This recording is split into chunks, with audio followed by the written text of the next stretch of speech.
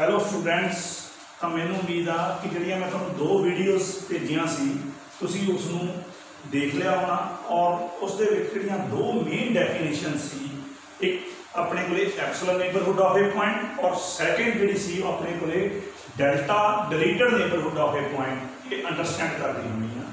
तो हुण आपां जिहड़ा हैगा अगे मूव करते हैं। लिमिट तो पहलों आपां एक होर डेफिनेशन पढ़ांगे, meaning of x approaches to c. तो स्टूडेंट्स जो तुसीं 10+2 दे विच लिमिट का चैप्टर पढ़िया होना तो तुहानूं टीचर ने ये दस्सिया होना एक्स अप्रोचिज टू 2 का मीनिंग की है। तो एक्स अप्रोचिज टू 2 का मीनिंग की है कि एक्स 2 के इक्वली एक्स 2 तो स्लाइटली लैस और स्लाइटली ग्रेटर। तो तुम ये ऑब्जर्व करो कि एक्स 2 के इक्वल है नहीं, 2 को डिलीट कर रहे हैं, 2 तो स्लाइटली लैस या अपने को 2 तो slightly greater. That means x 2 approach both left as well as right वे ना करता। तो आप ये कह सकते हैं कि एक्स जो है वो अकर 2 के डिलीटेड नेबरहुड के करता। तो जे 2 के डिलीटेड नेबरहुड के करता तो डेफिनेशन दे आओ। डिलीटेड नेबरहुड वास्ते आपको एक पॉजिटिव रियल नंबर चाहिए होता, आपको एक डेफिनेटली पॉजिटिव रियल नंबर आप कहता से डेल्टा सच दैट एक्स किनू बिलोंग करूगा ओपन इंटरवल 2 माइनस डेल्टा तो लाके 2 यूनियन ओपन इंटरवल 2 तो लाके 2 प्लस डेल्टा। तो इस शॉर्ट वे ना लिखने का की ढंग बेटा 0 लैस दैन एक्स माइनस 2 का मॉड लैस दैन डेल्टा। तो तुसी ऑब्जर्व करो कि x approaching to 2 mean there is a positive real number delta such that 0 less than x minus 2 का मॉड लैस दैन डेल्टा। तो इसे तरह बेटा जब मैं तुहानूं समझाया हुण मैं इत्थे वर्डिंग च लिखता, सिर्फ मैं वर्डिंग पढ़ूंगा तो तुसी अंडरस्टैंड कर दोगे what is the meaning of x approaching to c. तो एक्स अप्रोचिंग टू सी का मतलब की है कि x not equal to c and x approaching to c in both sides left as well as right. Therefore x approaching to c mean there is a positive real number delta such that x belongs to open interval c minus delta तो लाके c तक union open interval c तो लाके c plus delta. और इसनूं किवें लिखिया सी 0 less then x minus c का mod less than delta. तो आप ये गल कह सकते हैं और याद भी रखनी है जो आप लिमिट की डेफिनेशन पढ़नी है कि एक्स अप्रोचिंग टू सी का मतलब यह कि there is a positive real number delta such that 0 less than x minus c का मॉड लैस दैन डेल्टा। तो बेटा हम आप लिमिट की डेफिनेशन शुरू करते हैं।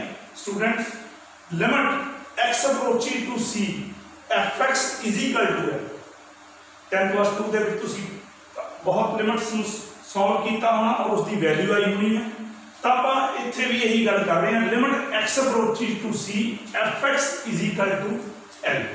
तो एफ एक्स की लिमिट एल जो एक्स अप्रोचिंग टू सी है वो कदों होगी if for given epsilon greater than 0 however small there is a positive real number delta which depend upon epsilon such that fx minus l का mod less than epsilon और 0 less than x minus c का mod less than delta। तो की definition है बेटा ये limit fx की l जो x c ਨੂੰ ਅਪਰੋਚ ਕਰ ਰਿਹਾ ਉਹ ਉਦੋਂ ਹੀ ਹੋਊਗੀ ਜੇ ਆਪਾਂ ਕੋਈ ਵੀ ਪੋਜ਼ਿਟਿਵ ਰੀਅਲ ਨੰਬਰ ਐਪਸਿਲਨ ਜਿੰਨਾ ਮਰਜ਼ੀ ਛੋਟੇ ਤੋਂ ਛੋਟਾ ਸੀ ਉਹ ਆਪਾਂ ਟੇਕਨ ਕਰਕੇ शुरू कर लिया तो आप कॉरस्पोंडिंग एक इहो जिहा होर अपने को पॉजिटिव रियल नंबर ही फाइंड आउट करना होना डेल्टा जिहड़ा इस एप्सिलॉन के उत्ते की करे depend such that f x की लिमिट की आ रही l f x minus l का मॉड लैस दैन की हो जाए वो सोचे हुए पॉजिटिव रियल नंबर एप्सिलॉन तो but for 0 less than x minus c का mod less than delta. Students इस डेफिनेशन को तुसी एज इट इज याद रखना, लेकिन मैं इसनूं एक होर वे में समझाने की कोशिश करदा। तो एफ एक्स की लिमिट ਜਿਹੜੀ ਹੈ ਉਹ L ਦੇ ਬਰਾਬਰ ਜਦੋਂ x ਅਪਰੋਚੀ ਟੂ C ਸੀ ਉਹ ਉਦੋਂ ਹੀ ਹੋਊਗੀ।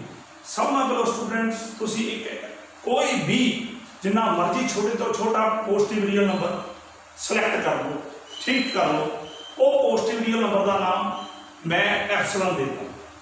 ਤਾਂ ਤੁਹਾਨੂੰ ਉਹ ਪੋਜ਼ਿਟਿਵ ਰੀਅਲ ਨੰਬਰ ਦੇ ਕੋਰਸਪੋਂਡਿੰਗ x ਅਪਰੋਚੀ ਟੂ C ਦਾ ਮਤਲਬ ਮੈਂ ਤੁਹਾਨੂੰ ਸਮਝਾ ਚੁੱਕਾ। ਤਾਂ ਉਸ ਦੇ ਕੋਰਸਪੋਂਡਿੰਗ ਤੁਹਾਨੂੰ ਇੱਕ C ਦਾ ਡੈਲਟਾ ਡਿਲੀਟਡ ਨੇਬਰਹੁੱਡ ਪਤਾ ਕਰਨਾ। That means C the deleted neighbourhood ਪਤਾ ਕਰਨਾ। ਤਾਂ C ਦਾ ਡਿਲੀਟਡ ਨੇਬਰਹੁੱਡ ਪਤਾ ਕਰਨ ਵਾਸਤੇ ਤੁਹਾਨੂੰ ਇੱਕ ਪੋਜ਼ਿਟਿਵ ਰੀਅਲ ਨੰਬਰ ਹੋਰ ਦੀ ਲੋੜ ਹੈ।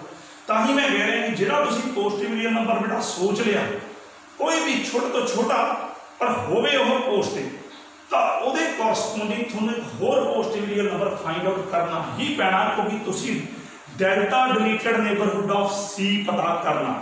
ਤਾਂ ਉਹ ਪੋਜ਼ਿਟਿਵ ਰੀਅਲ ਨੰਬਰ ਜਿਹੜਾ ਉਹਦੇ ਕੋਰਸਪੋਂਡਿੰਗ ਪਤਾ ਕਰੋਗੇ ਉਹਦਾ ਮੈਂ ਨਾਮ ਇੱਥੇ ਤੁਹਾਨੂੰ ਮੈਂ ਕਹਿ ਰਿਹਾ ਡੈਲਟਾ ਦੇ, ਜਿਹੜਾ ਤੁਹਾਡੇ ਸੋਚੇ ਹੋਏ ਨੰਬਰ ਦੇ ਉੱਤੇ ਡਿਪੈਂਡ ਕਰੂਗਾ।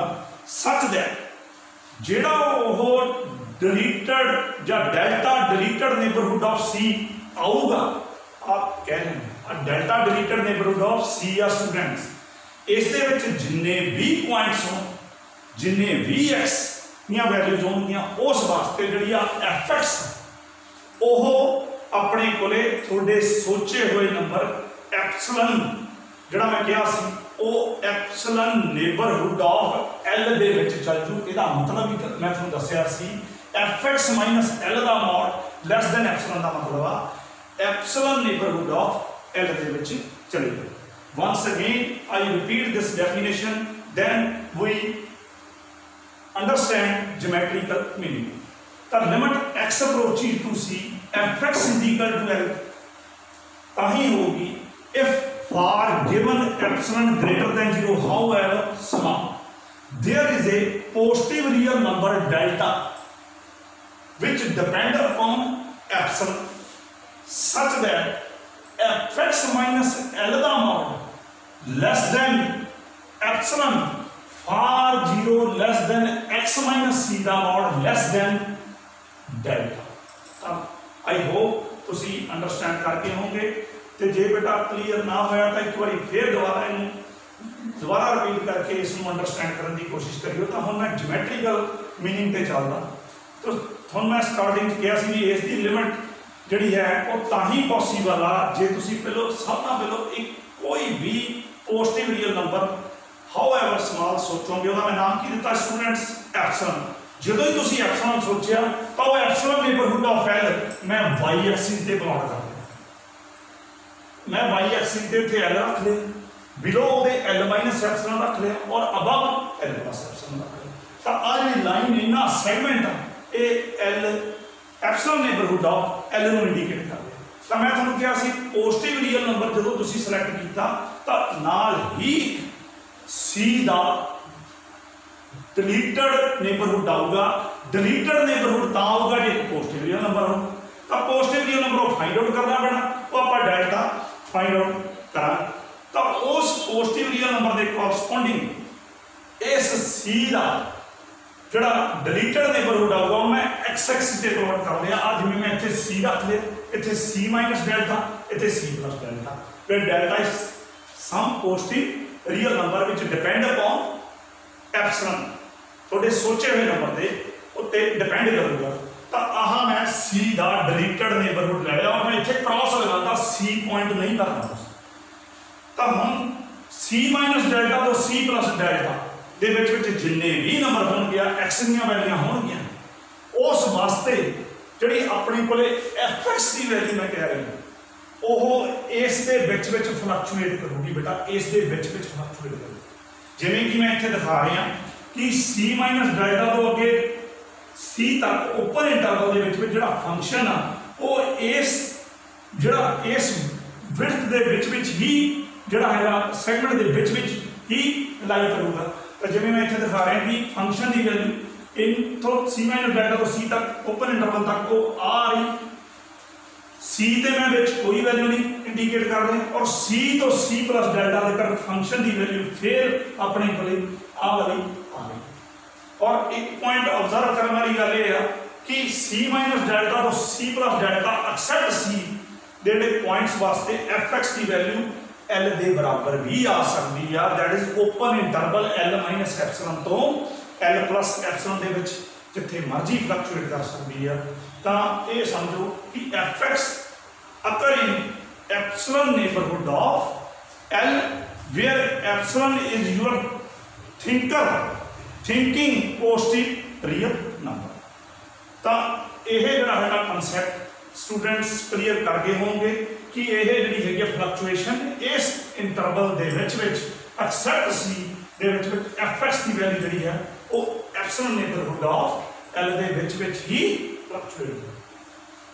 आई hope all the students clear this definition. Next video के मैं थोड़ा क्वेश्चनस कराऊंगा और क्वेश्चनस के जो मैं एक्सप्लेनेशन करवाऊंगा तो तुम अंडरस्टैंड करोगे कि मैं जो एप्सिलॉन ते डेल्टे की गल कर रहे हैं ਉਹ किस तरह मतलब क्वेश्चनस ਦੇ ਵਿੱਚ ਆਪਣੇ ਕੋਲੇ ਵੇਰੀ ਕਰਦੀ ਆ ਔਰ ਕਿੰਨੇ ਈਜ਼ੀ ਕੁਐਸਚਨਸ ਹੋ ਜਾਂਦੇ ਆ ਜਦੋਂ ਆਪਾਂ ਉਸ ਨੂੰ ਡੈਫੀਨੇਸ਼ਨ ਨਾਲ ਸੋਲਵ ਕਰਦੇ। Thank you so much.